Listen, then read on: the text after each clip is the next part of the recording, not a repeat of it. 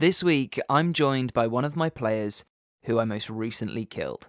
We're talking about how to deal with player character death from both the DM and player side of the table. Welcome to We Speak Common.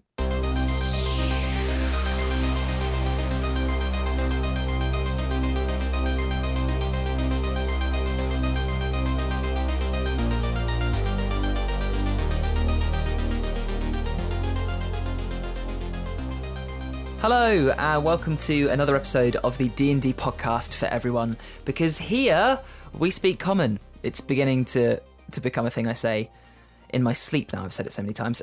This is the show brought to you in partnership with a bunch of people. The Dice Dungeon are a wonderful couple of guys who sell premium D&D dice, metal dice, as well as resin, and now official Wizards of the Coast published books too, so you can pre-order the latest supplement for D&D 5th edition right from their store as you're buying dice. Their newest purchasable fun thing is the Bag of Fates, a randomly distributed set of dice. It's the cheapest way to buy a metal set of dice, and you never know what set you're going to get. And the best thing is they're sets that you can't get any other way. You can go and check those out at the link in the description below, and you can use the code WeSpeakCommon for 10% off. The other wonderful partner is Describe. dscryb.com is the one-stop shop for properly crafted and written flavor text for your D&D games. So if you're not very good at creative writing, they'll do all the hard work for you. You can focus on encounter building and working out what your players are actually going to do next. If you want to go and check out their website, dscryb.com, they've got a ton that are available for free for you to read through, get your brain flowing, get your ideas going, or just stealing using your game. But then the extensive collection of 1,500 plus scenes, which is growing every week, is available to subscribers. Here is a code and a link in the description below. The code is common, gets you 10% off every single month of your subscription. And of course, I would be amiss if I didn't mention the fact that we have wonderful Patreons who help the show every single month by doing things like helping me afford my editing suites, which make this job so much easier and means that I can, have a bit of fun and share this hobby with as many people as possible. If you want to get involved with that, if you want to support the show in that kind of way, you can. It's completely optional. There's a link in the description below for the Patreon, and that's available on the Twitter and Instagram as well. But as ever, just sharing the show with your friends and fellow DMs and players is a massive help too. With that said and done and out of the way, I am welcoming to the show today a close friend and player of mine who hasn't been on before. Hello, Craig. Hi, Ben. How are you doing? How are things? I'm not too bad. How are you? Yeah, I'm not bad at all. I am... where am I at right now? I'm quite scatterbrained because I'm working on stuff for an interview for a job that I really want. So I can't really think about anything else. Do you know how it is when you're like, oh, okay, I've got this thing, I'm going to focus on it. But then every now and then D&D just creeps into the back of my brain and I'm like, oh, I'll write that down. I'll use that later. What about you? Not too bad. I've had a couple of weeks off of work for Easter, enjoying myself. Working on music, working on D&D stuff, starting a new game, a new play-by-post game with some new people, introducing 5 new people to the game. That's fun. We need to do an episode on play-by-post. That's terrifying. Yeah, terrifying is a good word. I play in a play-by-post game on a Discord server that is run by a really, really nice person who's actually one of our Patreons. So Firestorm is the legend that brought me into play-by-post games, and I need to get them on to talk about play-by-post at some point, because the idea of it in my brain, I run D&D, I've run D&D for a long time, but the idea of running a play-by-post seems so daunting because it's such a different format. I started on play-by-post 8 years ago. Wow. In terms of roleplay, that's how long I've been. I haven't played consistently, but I have role-played through play-by-post for about 8 or 9 years. Do you prefer it, or do you prefer the ability to speak? I don't know, because I think I'm more expressive as a writer, but I like the idea of being able to talk and express characters through that if they need that, like Jack, for example.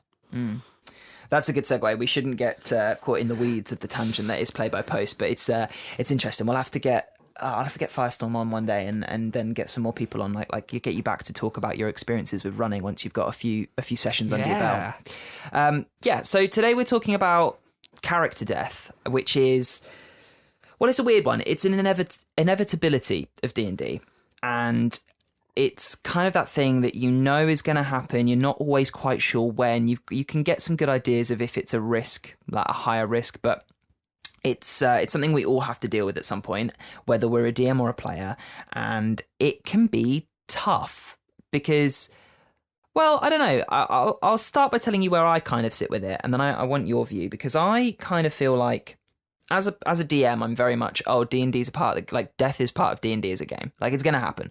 When you create a character, you know that there is a risk that they might die before their story is told. But then when I'm a player, I get very attached, and I'll do everything I can to look after them. And that can be fun, because I have a character that's a little bit evil, and he can be very selfish, and he's always got an escape plan. And then I have a character who's very selfless, who doesn't want to die but will put themselves in danger. So it's for me, it's a tool to play around. And yeah, it's disappointing when a character dies before their time, as it were, but I know that that's kind of part of the game, that's part of the story. How do you kind of feel about it? If we're not playing Tomb of Annihilation, then I'm not really fussed about it, because there's a very easy way of bringing a character back if that is right within the session and the narrative and all of that. And I've played in other groups. I played in a local games club, and we've had character deaths that have then been brought back to life a couple of sessions later, and it's been fine. It's not been that. But in Tomb of Annihilation, where there's something happening that for some reason people aren't being healed or they're not being revived, it's a lot more serious. And I knew about that going into it because you told us all about it, but I didn't really think, my character will be fine, and he won't go down that quickly. But and then he did the most in character thing possible, which we'll get onto later. And that was what happened. Yeah, so for a bit of context, and I'll make sure there's no Tomb of Annihilation spoilers in this episode in case you're thinking of running it, or you're going to be playing in it, or you are playing in it. But the premise of the game, going in, everybody knows the death curse is a thing and resurrection doesn't work. And we're actually playing on meat grinder mode as well, so death saves only succeed if you get a 15 or higher rather than a 10. So we're playing on hard mode. And I kind of love this premise. I love this part of this game, this story, because for me, I like resurrection to be a hurdle. Like, yes, it should be an option, I think, but I don't like it being so easy that, you know, you can just pop a pill and they're back to life, because then the risk is gone, you know. And if it is that easy, there needs to be something else, like madness or a curse, or, you know, something. I like there to Fixation. Yeah, there's got to be something around bringing people back that means it's not just done all the time. Because then, in that case, people would be immortal, right? Yeah. But yeah, so we're playing Tomb of Annihilation. It's pretty hardcore. I don't know what number session we were in when you died. I know James has been keeping track, because he told me he's been numbering them, and I think last session was 9, so I'm going to assume it was about 6 or 7. 7, yeah. I think. So Jack, I'll tell you what, why don't you tell us about Jack before we get into how he met his demise? Jack was the lovable rogue of the group, or so I like to think. He was an experiment within my own role-playing and my own abilities as a vocal role-player, as the discussion earlier about play-by-post versus voice. He was wholly inspired by my love of history and my love of pirates, which was very noticeable from even his character description and his personality. He was inspired by a real historical figure who had a secret of their own that I took and inspired Jack's backstory, that that carried a weight on his shoulders through the 7, 8, 9 sessions that we played with him. Yeah. And I think he felt very grounded, like as a DM running for players. I mean, I'm in quite a envious position where all of my players are very good at creating well-rounded and interesting and developed characters, but he definitely felt that way. And I think there were you have that first session where everyone's kind of getting they're saying their little things, like giving their hooks, like, oh yes, but I come from this place and I have this special thing. You are very good at keeping those things back. Like Wesley is very good at that too. You both are very good at keeping those hidden and letting them naturally, organically come out. And when the other players are like, oh, I'm going to prod and ask questions, you're like, no, I don't want to, you haven't earned my trust yet. And so he felt very real, but that did also mean that he left this mortal coil with a lot of unfinished business, as it were. He did. He really did. I had, when I was making him, I challenged myself. So I picked a voice and I wanted to stick to it. And I had some medium goals that he wanted. I had some long-term goals that he wanted. I had personality traits and stuff that he wanted to do that I wasn't necessarily able to get to achieve, or even tell anyone about, so that they could potentially carry that on posthumously for him. Yeah. It's very clear that you as a player had put a good amount of time into preparing the character, and I think everyone should do that, with a D&D character. That's a good thing to do, especially when you're planning to play that character for a long time. Even if that doesn't come to fruition, having that all there is good. But it obviously leads us to that point where if you do lose that character, you're left with this kind of feeling of potential dissatisfaction. Did you get that feeling?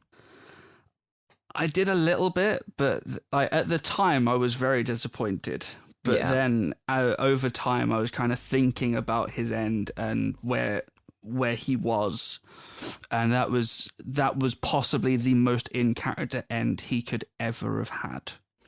Okay, so I'm going to put a pin in that. Let's remember you've said that, because I want to talk about that later. So let's talk about what happened then, because Jack was a rogue and was very good at doing, the typical roguey stuff of hiding and then striking from the darkness and moving around and making use of their movement. We did have a run-in with some assassin vines in the jungles. Yes, that was fun.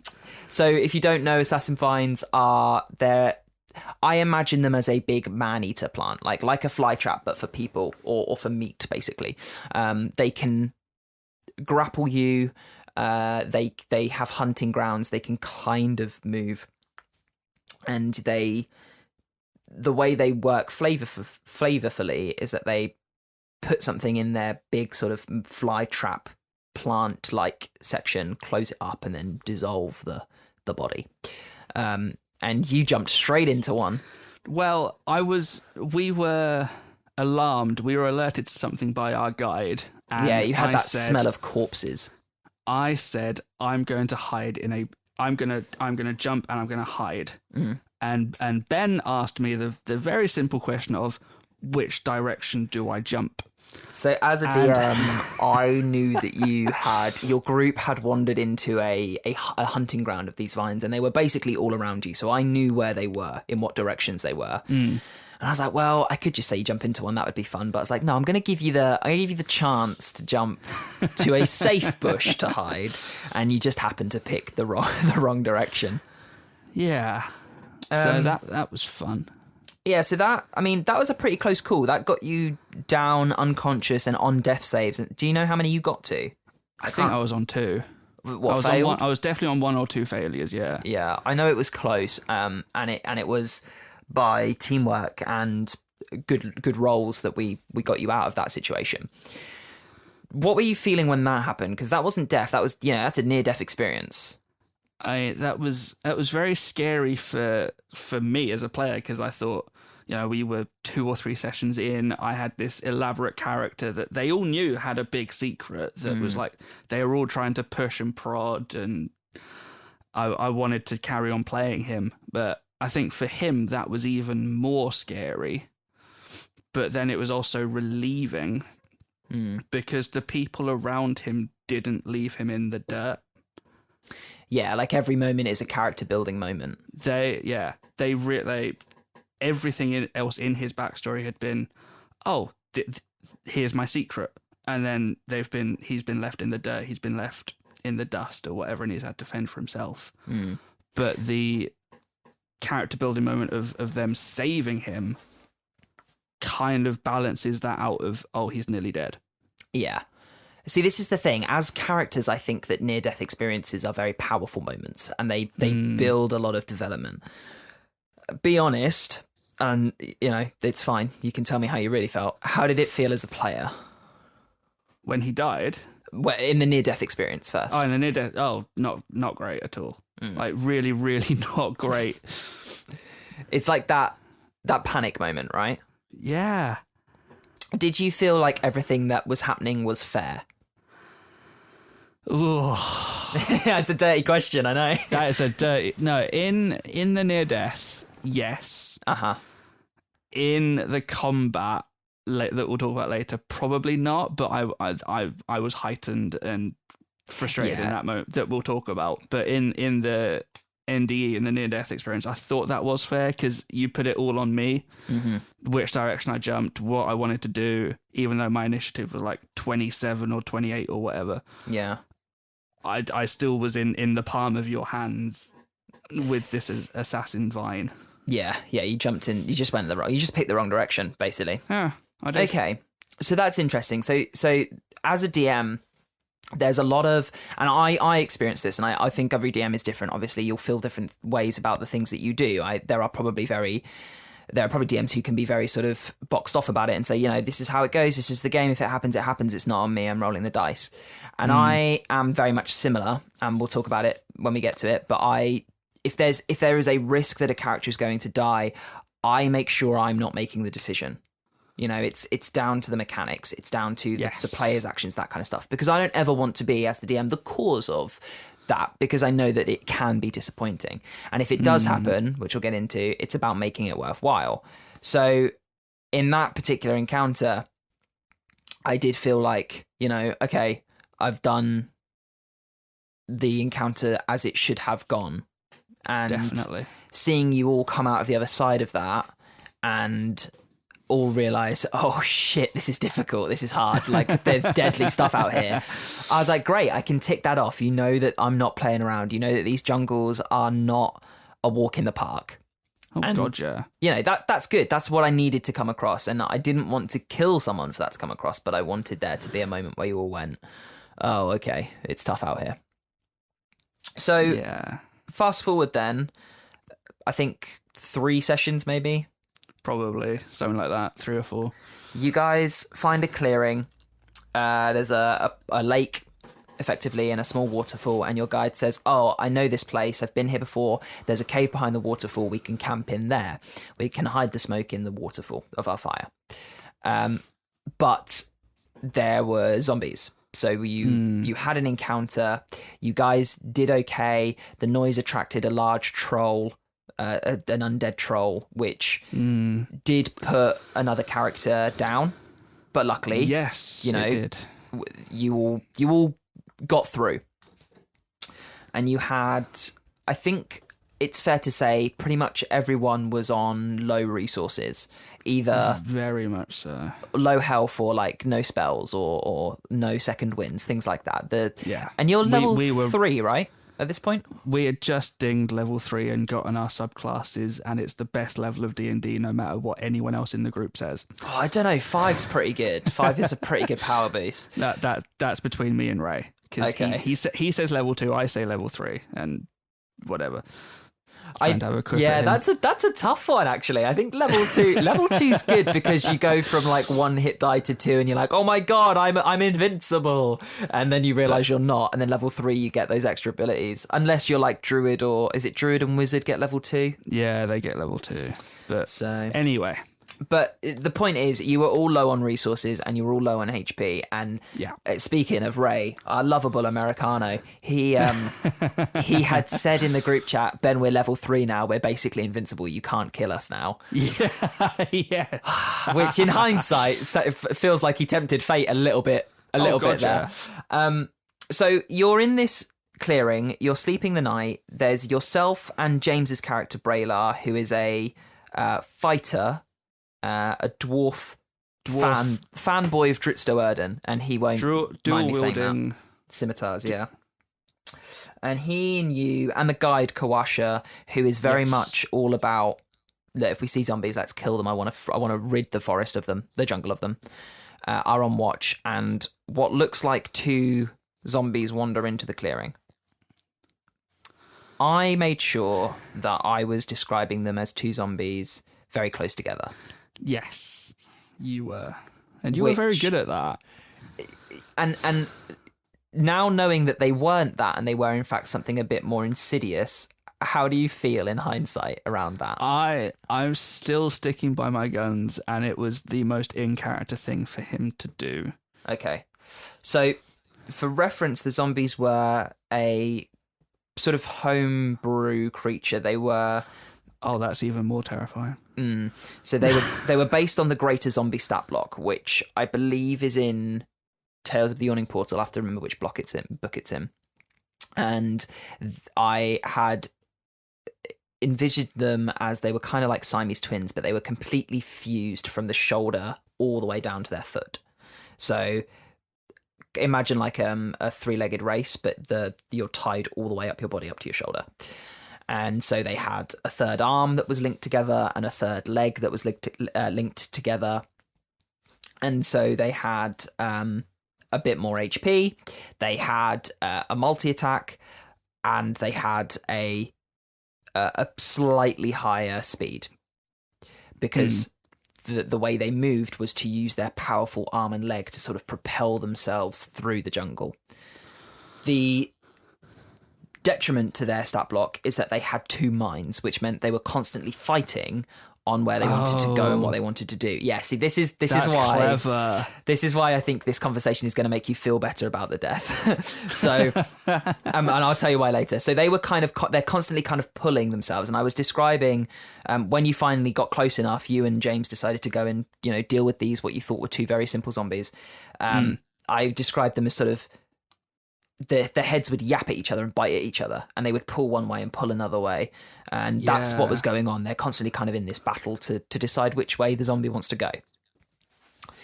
So you 2 decide that you're going to go and clear out this zombie, or these 2 zombies, even though the group has said the night before, if anything comes in, like, we know it's a risk by staying here, that something might have been attracted by the noise of the fight, like, just leave it. So what was the thought process in going out there?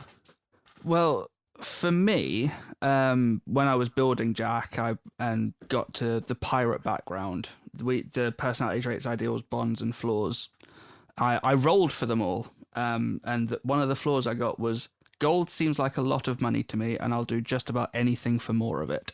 Mm-hmm. And so when Kawasha, our guide, was talking about the zombie heads and however much it was, like 50 gold, 500 gold a pop.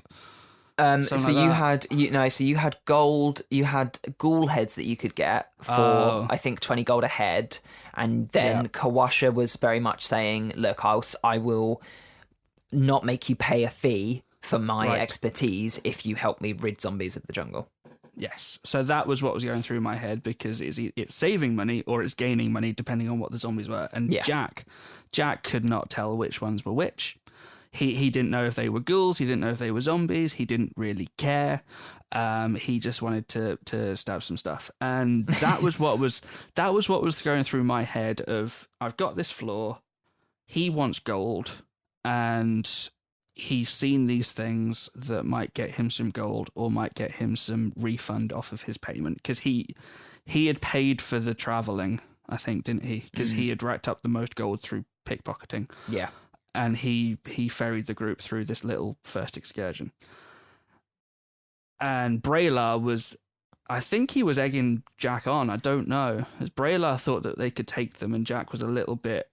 Yeah, Braylar definitely thought hesitant. They were just standard zombies and they could just go out there and just, a couple of stabs and they'd go down. Yeah. Okay. So you get out there. You guys are not on full HP. I don't think you were far off, but you had used certain resources. I know that Braylar had used his Rune Knight abilities on the troll and things. Yes. And you realise that they are... You see them, you see that they're fused together, and that's your first clue that they're something else. But you both think, well, they're just zombies, we'll just stab them at the same time. So then you ready your actions, you both stab them, and they're still standing. I think we must have done like 60 odd damage between the two of us. You did a good amount. It was a lot, and my eyes went wide. That was the moment that you knew you'd fucked up. Yeah. Okay. So we get into this combat, and of course, as with any kind of combat where half the party's asleep, Kawash is then trying to wake people up, but there's this big amount of space between you and the rest of the group. There's, just kind of fast forwarding through the counter. There's a few hits traded back and forth. You guys, you use your abilities really well because you got out of dodge pretty quickly. Yeah, I was a swashbuckler because pirate, and I had played a swashbuckler in a one-shot before, and I knew kind of their ability to just dance around the battlefield, and that's effectively what I did. I knew they were tough. I knew Braylar could potentially tank a couple of hits. Yeah, and I was kiting them in and out of their range, so they'd have to move up to me, but they can attack me in the same action. And I was trying to do everything that I could to keep me alive, to keep Braylar distracted, or to keep them distracted with Braylar, and try and do it, whittling it down that way. Yeah, and all the while the rest of the party is waking up and they're realising we don't have hit points, we also don't have any of our resources because we haven't had a long rest. So I think Phoebe's character kind of stayed at the back and slung spells. Yes. Cantrips. Lots of cantrips. The barbarian did his best to get up close but didn't quite get there in time. All this kind of just substantial situational stuff that was going on. And the zombie, the two of them together the way they worked was that, if you hit them, you had their attention. Yes. So in turn order, it would depend on who hit the zombie last based on which one it would be focusing on at that turn. But it also got to the point where you guys were like, okay, I'm going to hit the head that's on the left, I'm going to go for this side. And so one side was focusing on Braylar and one was on you. Yeah. And in those situations, I rolled a die. So I would roll a d20, and I can't remember which side was high and which was low, but I'd say, for example, left side is low, right side is high. And if the die came out above 10, then the right side won, and it would go in that direction. And that side of the zombie would pull it towards whoever it was focused on. And that became kind of the key mechanic for that creature and what happened through the fight. So, we then get to the point where I described the zombie using its fused arm to grab the ground and pull itself through the air towards one of you, which everyone's like, oh shit, so it was a good, for me, it was a great encounter because it was engaging and people loved it.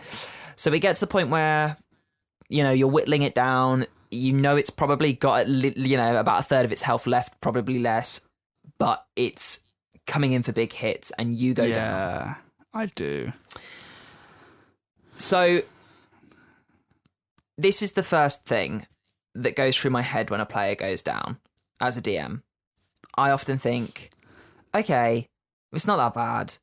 Someone's probably going to get them up next round anyway. First round of combat, I'm like, I'm not going to worry about the fact that player's down. That'll probably be fine. Even if the creature attacks the down PC, which as a DM, I think it's important that sometimes creatures do that. If they would do that, then they should. Even if the player's still got a good chance of coming back up. What goes through your mind as a PC when you first go down? Well, I mean, in our little group, we're, as much as our characters might argue or bicker or squabble, I feel like we always still try and bundle together during combat, and we will tank the boss if we have to get the tank up, and we'll do what we can. So I was confident in the ability, despite none of us having spell slots or resources or health, that something could have happened. But I wasn't sure what, because we would have had to have damaged the boss down within that round, unless someone could magic up a spell slot within the next 24 seconds. So you're now on death saves. Yes. The creature is over you because it's just knocked you down. And the response from the other players is to try and distract it. So Braylar gets right up in its face, basically over your body. Some of the other players are trying to hurtle fire at it and things. And we got to a position where Braylar hit the creature. So he's right in front of it. You're right underneath it. One side of the zombie is focused on you because, hey, I've just killed this thing. I want to eat it. It's basically what it's thinking. It's a zombie. The other side is thinking, hang on, there's another person here that looks pretty yummy too. So they're pulling against each other. And I rolled the die, and the one that succeeded was the one to bite you. Yeah. So in he comes for a bite, which of course is 2 failed saves. Yes. What went through your mind then? Panic. And how did you feel about Ben at that point? No, to be fair, because I've DM'd player deaths in my own games, and I was hoping that you were playing as the mechanics or as the creature or whatever, and it wasn't that you wanted me out of the game and out of the friend group. Yeah, I think that's fair to say though, because there is that little bit of anxiety, isn't there? Like, oh god, what happens if I die? Am I gone? Especially with Amelia and her first encounter as well. She went down. And then I thought something was up. Yeah, okay. So that's an important thing to bring up then, I think, is like, you've got death is a part of the game. Yes, we've said that. And yes, your players are going to go down, and yes, they're going to get in fight. But D&D is a game of trust, right? And we talked about this in last episode when we were talking about, making the game accessible for someone who can't see, right? There's a lot of trust in being able to help those people. And it's the same with death. When you're down, there's a lot of trust that your other players are going to do something to try and get you back up. And there's a lot of trust that your DM isn't just going to go, oh, I can kill someone and put a notch on my belt. And yeah, there are DMs out there like that, and there are selfish players out there. So I think it's important that one of the biggest takeaways from this conversation is create and foster that trust between the players and DMs, right? Yes. Because definitely. I would hate for you or anyone in my game to feel like I was targeting you, because I'm not, it's part of the game. Just very coincidental. Yeah. So it's important that's a big thing that we focus on, a big thing that you do. You make sure you have that trust with your players and your DMs, as a player and as a DM. And yeah, the fact that Amelia came in pursued by a dinosaur is just that was purely a fun way to bring the character in, and also have the other players be like, oh, we've immediately got to work with her, rather than, oh, we've just stumbled upon a random person and we have to interrogate them. I thought that was the case. Yeah, it was really well done. Coincidental that you went down in that fight as well. Yeah. Okay, so you're down, you're on the floor, and you're now at the point where you have to roll a save, and if it's a fail, you're dead. Yeah. There's something really important that every player needs at this point, and that is a really nice, beautiful die to roll their final death save on.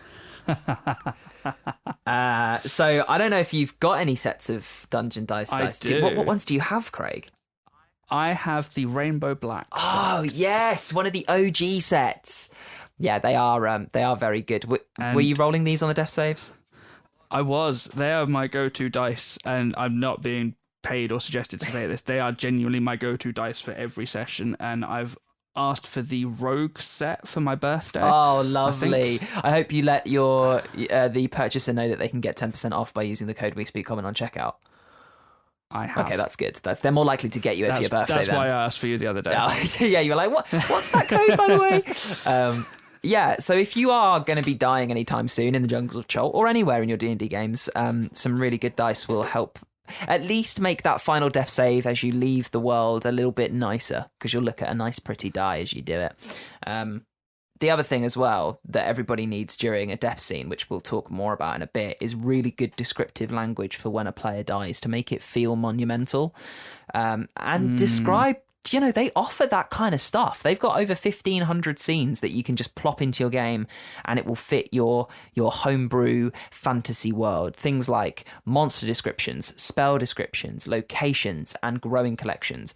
And again, there are a load of free ones, but there is a full set of collections, 1,500 and growing, that you can get if you are a subscriber, and you can get 10% off using Common on checkout. Descriptions for both of those amazing partners in the description of this episode below. But on a serious note, you are at that point where you're thinking, okay, I need to roll high now, or Jack's gone. What is your... I get a 2-part question. How do you feel as a player in that moment? And what is your advice for other players in that moment? Because when you're down, you're sat at the table and it's kind of that like... It's kind of like you're in the penalty box, right? You can't do anything but your death save. So you're watching everyone else play the game at that point. So how do you feel, and what's your advice for other players who find themselves in that situation? I mean, it was a while ago. Yeah, that's fair. It was disappointment, a mix of disappointment, stress, and just general kind of like panic, I suppose, because we were all super in character. It as much as combat is combat, it was still a very role played out moment. I think, and we're all on Discord and camera because of everything that's going on at the moment, and we were all kind of paying attention to everything that was happening, and that was a really big hit, I think, as well, that kind of made it all impactful.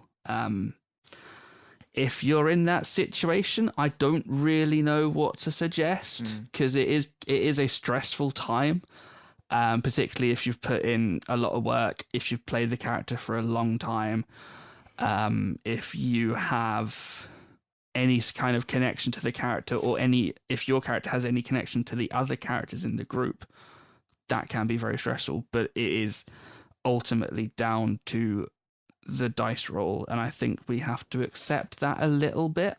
Yeah. Which isn't kind of what I did. because I rolled the dice, and I don't know if you want to do any more, but I rolled the dice and saw what the number was. I was so tempted to say like a 15 or a 16. Very, very tempted. Yeah. No, I get that. So there's 2 parts to this as the DM, right? There's the moment where I'm seeing you realize that, okay, everything now hangs on this next number. And everyone's going to react differently. I remember Phoebe had a moment in our last campaign where her character, who towards the twilight end of the campaign, she had so many hours with her, got in a situation where she was going to die. Like, it was going to happen unless someone saved her. And thankfully, Joe's character came in and pulled her out of the trouble, right? And that's teamwork. And that became a really important moment for the characters. Yes, but it did. In that moment where she didn't know who was going to come in or what was going to happen, because everyone's sitting there in table talk saying, I can't do that. I can't get there. I could get there, but I might die. I might just go down instantly. I can do this, but I can't do that. She's sitting there thinking, oh, God, no one can get to me. I think I had a plan and Cowrie had a plan. But his plan was quicker than mine.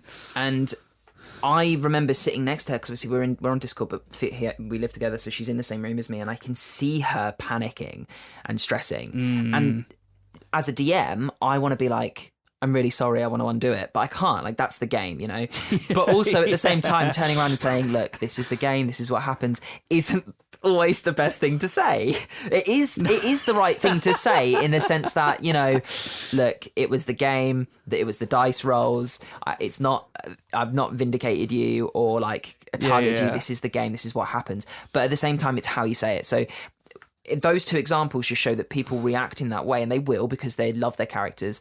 And it's sometimes it's better to just keep your mouth shut as a DM, I think, and just let what happens happen. But also it comes down to knowing your players.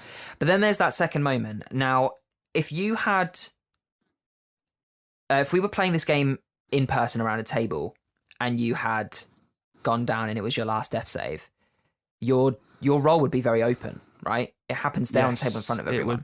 It would be. And this is a thing with D&D Online, and I've always said it, when people join my games and they've not played them before, they're like, oh, are we not rolling digital dice? I'm like, no, you're going to roll actual die, and you're going to tell me the number you get. Because one, it's tactile. It adds that D&D round the table feel to online D&D, and I as a DM want to roll real dice, so I should let you have that option too. If you want to roll digital, that's fine, but I will give you the option. And the second thing is, it fosters that trust. I am trusting you to tell me the number you roll and not lie, because that's the game. Why would you do that to yourself to change the story? And I as the DM am asking you to trust me to do the same, just as I would behind the DM screen, you know? And I saw a post the other day on Reddit as a side note that was like, we all know fudging happens, just don't tell us. And it's difficult because 9 times out of 10, for me, it doesn't. And the only time it does is if it betters the story for the players. You know, if it's like, I'm going to change the result by like 1 or 2. I'm not going to change a 4 into a 20. Unless I really absolutely have to for a major story reason. If the die rolls, that's what I'm going to go with 9 times out of 10. Yeah.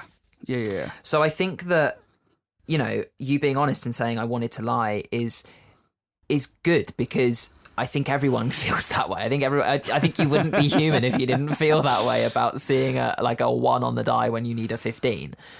And it just shows that kind of coming forth, that building of trust pays off, because we end up playing the game as it's meant to be, with that element of randomness that the dice offer, rather than just, you know, picking the numbers out of thin air. So I guess you roll that die. You know you're gonna die. Yeah. Pardon the strange phrase. Yeah. And you tell everyone. I do. And the next 5 seconds are silence. Yeah. So I roll a 1. I roll a natural 1 on the dice. You couldn't have rolled any lower. I chuckle to myself. Yeah. I don't know why, but I chuckled to myself. And I said natural 1. 5 seconds later, Phoebe reacts. Yeah. And in possibly the most... I don't know a word to describe it that wouldn't sound insulting to Phoebe, but you don't go for it. It was a very dramatic response. Yeah, I know what you mean. Like, she called out. She's like, "No, yeah." It's emotive, is the word you're looking for. Yeah, emotive. Yeah. And then everyone else kind of started to process what the natural 1 meant, because then that would have been like 4 death saves mechanically, 4 failed death saves. Yeah, so because the natural 1, you were gone. So I was dead. This is that point then, as the DM, where I'm like, shit, okay. I now have to put the work in. And this is I think what is the most important thing about making character death work, because I know going into every session whether there is a chance of a death in this session. And I know with Tomb of Annihilation, we all know playing this game, that if you die, you're dead. That's it. You're not coming back. Oh, yeah. Unless something miraculous happens. That I will tell you now, there is one way, in which technically there's two. I mean, when you in the soul, with the soulmonger consumes your soul, it doesn't like consume it immediately. You kind of sit there for a period of days, and every day I roll a die, and if you get a number, a soul gets sucked up. And so there's a chance that if you like ended the death curse tomorrow, there's a chance that your soul would go on to the afterlife rather than being destroyed by the device. Yeah. So there's that. Makes sense. But there is one other way that you could kind of come back. It's not resurrection. It's I'm not going to say anything because it's very spoilery. But I knew that was nowhere near and was no way an option for you where you were in the jungle. Because you guys were off, like you guys were like 20, 30 hexes away from where that thing is. Yeah, right? yeah. It wasn't going to happen. So I immediately as a DM am going, okay, shit, what do I do now to make this worthwhile? Because I now have an obligation to you as a player to make sure you have some kind of closure, some kind of bookend for this character, even though you haven't achieved all of those things. Whereas I, on the other hand, started filling out my next character sheet. Yeah, which is for this game is very appropriate. I think for a normal game, that's a bit hasty because you never know what's going to happen, and your other players then have a chance to see what they can do to bring you back. Like this game, we know you're dead. In another game, it's like, okay, what can the players do? Do we know someone? Can we petition a god? Can we try divine intervention? Can we do this? Can we do that? Yeah. So in this case, I think that was the right move, and it got you back in the game much quicker. But I was like, okay, what do I do? So I pulled out an emotive song. I went and grabbed that Player Def playlist that I've always got saved on my Spotify. God. Yeah, it's always there just in case. Yeah. And I started describing. Now, I am very glad that the other players, and I want your opinion as well in a minute because that's the one that matters. The other players said to me after the game, we think you did that well. For us, that closure was good as other players who lost a comrade. So I ticked that one box because that is a part of it. I described you that moment of leaving. And this is the thing. I didn't write any of that stuff. I know kind of with every death the way I want to go with it, the kind of motifs and things that I want to hit. But I haven't scripted them. Based on the character and stuff. Yeah, based on character, based on what's happening in the world, based on where you are, where you are in the story as well as location. This was the first death, so I needed to hit some motifs. You did, and you definitely did. Thank you. I'm glad. That's good. That gives me some relief because I didn't want to script it because I didn't know when it was going to happen, but I knew the kind of theme. So I went for it and I feel like I hit it. How did it feel for you? So we described Jack leaving his body, that elation of, okay, what's next? And then the dark, cold grip that came around you. You saw the face of a man that began to wither and age very quickly, which turned out to be a skull with these pinprick eyes. You heard a voice and you felt your soul being sucked away and pulled into a dark crevice somewhere in the earth, right? Yeah. And there was more. I can't remember the exact phrasing, but no, I don't wish to. It's PTSD at this point. How was that description for you? It was absolutely like I don't know the word for it. I want to say it was what the character deserved. It was emotive. I was there. It was my soul that was being sucked into the soulmonger.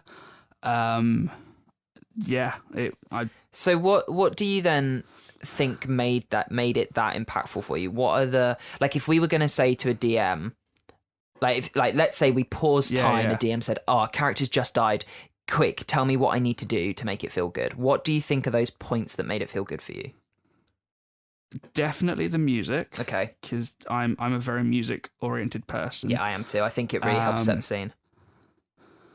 The pace in which you spoke also was very right. It was very on theme, I suppose, for what it's worth. Not that. Yeah, so I took a very sort of somber tone, a very slow, low, relaxed kind of, okay, you feel this happens. But then, of course, when the bad side of it started to come in, it began to quicken, and that's a skill that you grow over time. I think I've got the benefit of having been a vocal storyteller in only voice for years at this point, so that's kind of become a skill that I've got in my back pocket. But any DM can grow that with practice. What I fixate on, I think, is I've said my part. Did I say the right things? Did I say it the right way? And did it come off the right way? I struggle with this because I don't think I can give direct tips for that, because as much of a cop-out as I always say it is, like, it depends on your party, right? Depends on your players, depends on the situation. Yeah. Do you think there's anything that can guarantee that as a player side of it? Oh, I mean, unless you write your own obituary for the DM to read out. But that's a bit morbid. I don't know if there is something that could be done for that, and it is just knowing your party, knowing the players as well, and trying to add them together with your narrative expertise. Yeah. You see, like, go on. Word weaving. Yeah. See, if Jack had died, let's say Jack was the first death that died, and it wasn't the start that came in, it was a good few months in, and we'd had a lot of experiences, I as a DM would have gone to draw on memories, like I would have been like, okay, Jack, you feel yourself leaving your body, you remember, you hear these words, you remember this taste, you hear this, you smell this scent, gone through those things, that kind of life flash before your eyes moment. And that, I feel, is a good kind of staple for a character death, because it gives you the ability to remember how far you've come. Yes, and that's a great crutch to have if a character dies later on. When they die straight away, you don't really have that. I mean, you can do the same thing with backstory, and if you know your player's backstory well enough, I feel like you can draw on those key points, and that can go really well, because you can give a bit more to the rest of the party as the character leaves. Like, you can give hints of more of them. Like, we knew you were a privateer, but we didn't know that you I don't know, let's say you had a story in your back, a note in your backstory that you spent X many days sailing on a ship called the Eyeless Watch out on the Sword Coast, right? So I could have described from that, like, you hear the sound of lapping waves, you smell the salt on the air, and you see your captain, insert name here, shouting to the crowd, and then you flash and you're somewhere else. Like, that would have given a little bit more to the other players to remember you by. So having that in your back pocket as a DM is I think is a good way to get around making the death feel like a good closure. So Jack dies. You are now a player at the table with no character. Yes. Combat ends. And I should say there were other things that happened. In our story, Kawasha and his sidekick Walking Weed, the Veg Pygmy, did all they could to try and distract the zombie. Walking Weed died as well. Which just goes to show how not attached to that character you guys were. We really were not attached to him whatsoever. I think the keep factor was there, but that was kind of it, which is fine. And I didn't want Walking Weed to overshadow Jack's death anyway. Yeah, he was like a little Groot. Yeah, exactly. Or like I imagine him more as the one from Fantastic Beasts, the little... Oh, yeah. I forget his name. Yeah. So do I. Twig or Plight or something stupid, I don't know. I try and forget that movie as well. Yeah, well, me too. Well, at least the second one. Fucking J.K. Rowling, man. Wizards don't have toilets. They shit on the floor and magic it away. So anyway, back on track. You're dead and you're sat there, and the rest of the players then have to have their moment, right? They have to have their goodbye. And we ended, I think, the series of events where Braylar felt very to blame and did his own sort of thing. They burned your body, and I've gone. Like, you have thoughts? I do have thoughts about that. I'm really annoyed that they did that. Because it could have revealed the secret. from session 1, right, I think it was either our first or second interaction, Ronan had guessed Jack's secret. Yeah. And But didn't know. Sound I had didn't know for certain, but had guessed. And he was prodding and punching Jack throughout the interactions they had. And Sal and I had a conversation afterwards about it all. And then, like, Runa burnt the body of Jack, and I thought, no one's ever going to get confirmation now. No one is now ever going to get confirmation whatsoever about this secret. Yeah. So that could have been picked up on. So the bodies burn. They have a burial for the ashes in a small mound, and they had a funeral service, effectively. Yes. Obviously, we took as a point of note, as a DM, after the combat, I said, okay, let's have our 5-minute break. You know, go have your wee, go get a drink, because that gives me a chance to collect my thoughts. Yeah. It gives everyone else a chance to step away and collect their thoughts and get ready for what is going to be a very different theme into part 2 of this episode of the campaign. But it also meant I could pull you aside and say, hey, do you have another character? Do you want to jump in now? Or do you want to sit around and jump in next session so we can work on it? And you had one, which... I had an idea. Yeah. I had the idea, and I was building the sheet as we spoke.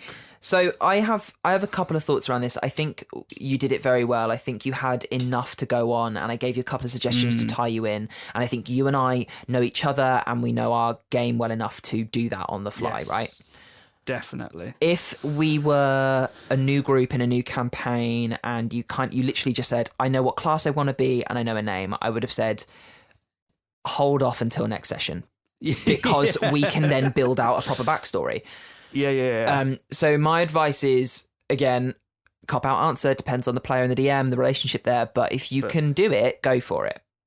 Yes, because it worked really well, and we had a dinosaur encounter, and it was really fun, I think. Oh, good. It was a different pace, because they were all kind of somber, and they were in a short rest, and they had this young mid-20s girl basically run into them whilst being chased by this dinosaur. And this is the thing, going into my prep for TOA, which, bear in mind, I did a couple of years ago, I wrote the whole book for it, which yes, you can get for free on the Patreon, by the way, even if you're not a supporter, if you are going to be running Tomb Annihilation.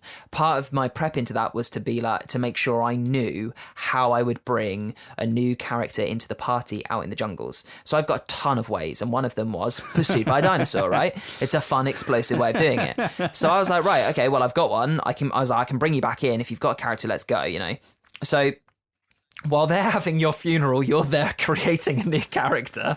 Yeah, literally. But in the Discord session, I was hastily building a character out on D&D Beyond, which is great. And like I say, we managed to pull it off. So it's not something I would always do, but in this case, it worked. But how did you feel? Did you, as a player, get anything out of that kind of goodbye section of the session? I was in tears. Okay, that makes me feel very vindicated.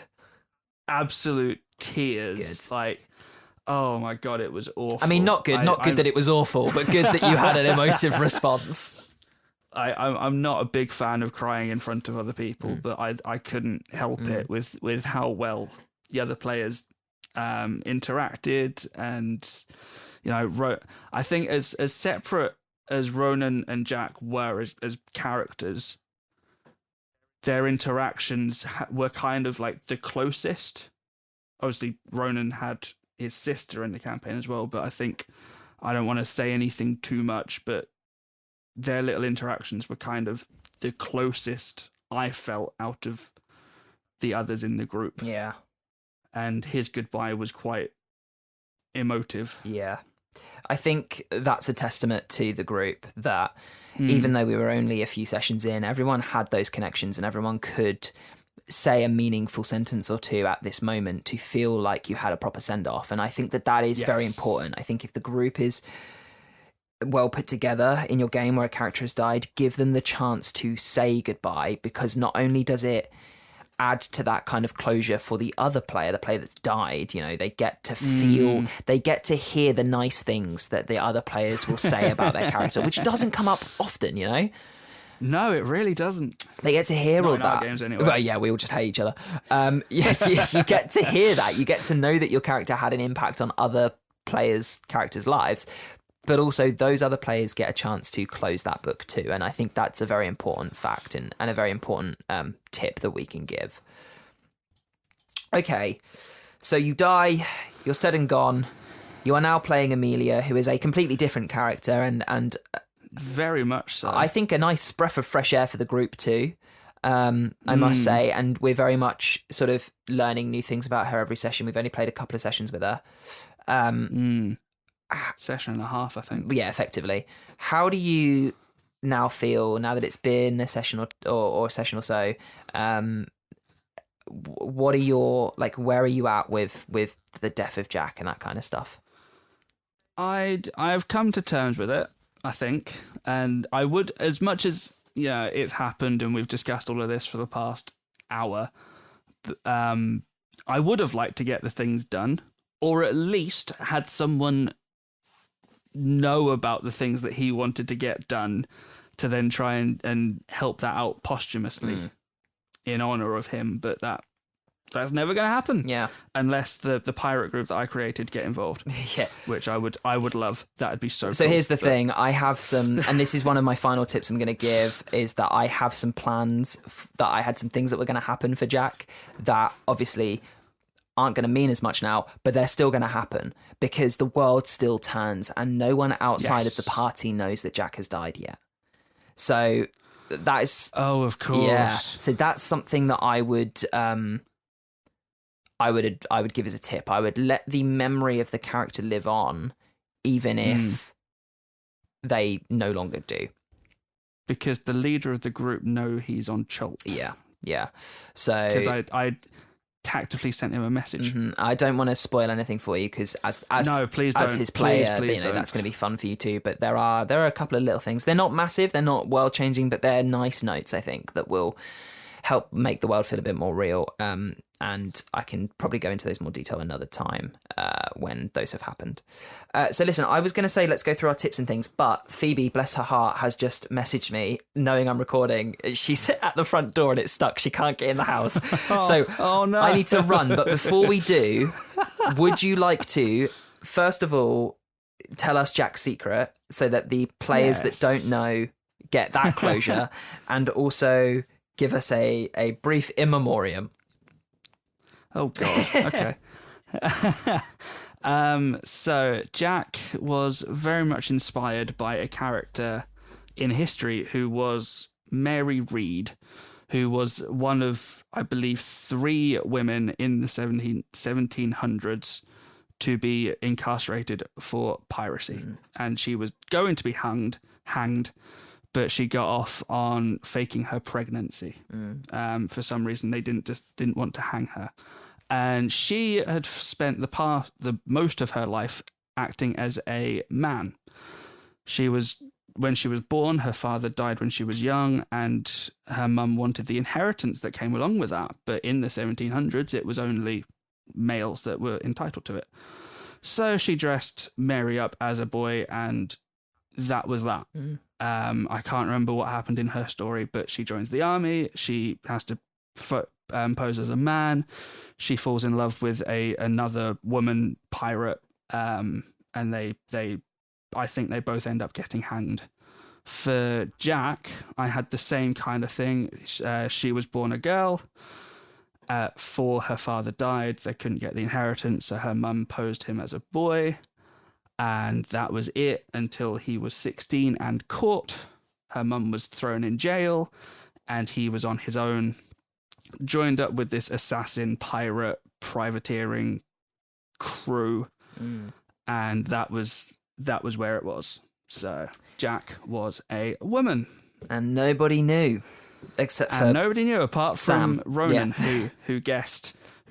I think the first interaction we had outside of the meeting. Yeah, he guessed, but he hadn't had it confirmed. So no, he never got it confirmed because Jack didn't let it on because he didn't trust any of them. Are there? Although it was improving, his trust was improving. Yeah, and that's the thing. Stories always end too soon. And that's why I think it's important to talk about this experience and the kind of tips that you can take from it to make the experience that you have with character death better. Yes. Before we close, Craig, is there any final words you'd like to send out into the world to remember Jack by? Putting pressure on. No, I don't actually. I really don't. As cinematic as it is, I don't. He lived his life as he did, and I think he would want everyone else to live their lives as they are and without keeping secrets. Wonderful. And you know what? The fact that you don't have any more to say than that makes me feel like we've done a good job to close his story, even though it was too early. Yes. Oh, gosh. Okay. It's going to be hard to do the next death, but it's going to come. And we nearly had it last session, actually, with Ronan. So, no, we did. Oh, God, I know it's always looming as a shadow in the background. Look, I'm going to have to run and let poor Phoebe into the house. So, that's fine. Yeah. Thank you so much for coming on and sharing your experience and your feelings around how it all went. And I think this is an important conversation to have. I think people will have something to take from this if it comes up into their table. Just keep it in the back of your mind and keep thinking about how you'll do it. That's my advice. As ever, if you want to get involved with the show, you can tweet us on Twitter at We Speak Common. You can get us on Instagram at We Speak Common on there too. We're WeSpeakCommon@hotmail.com for an email. I'm on Reddit. If you see We Speak Common, it's usually me posting about it. So come have a chat. And if you really want to get involved, if you want to support the show, Patreon is the way to do it. And you get access to a wonderful Discord server where we chat all the time, pretty much every other day, if not every day. Thank you so much for listening. Thank you for sharing with your friends. Craig, you've been a pleasure to have on. And I'll get you back on another day for sure. Yeah, wonderful. See you later. Bye-bye.